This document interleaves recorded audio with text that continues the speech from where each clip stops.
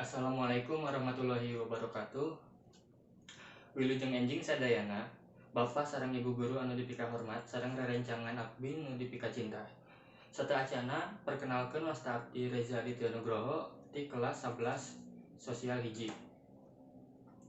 Langkung ti payun mangga urang sanggahkeun puji sinareng syukur ka Allah Subhanahu wa taala anu parantos ngarengkeun urang sadayana dugi ka tiasa katepang dina ieu acara.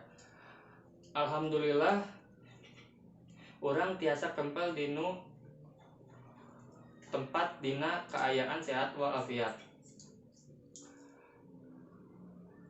Palawargi anu kusim kuring dipika hormat, dina ieu waktos sim kuring bade ngadugikeun kumaha pentingna hirup sehat kanggo urang sadayana.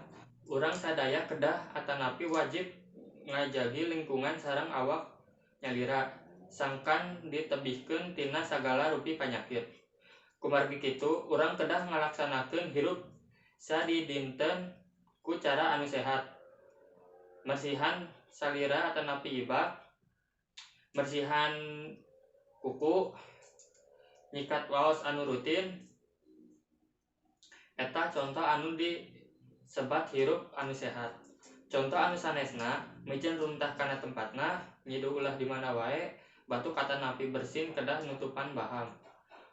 Saupami sadidinten urang ngajagi kabersihan, awak urang bakal bersih atanapi suci tina sagala rupi kokotor. Bersih teh hartosna bersih sucina urang sareng lingkungan di sabundeureun urang.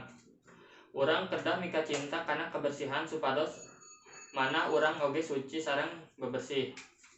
Para hadirin sadayana rupina dicekapkeun sakitu anu dipika hatur.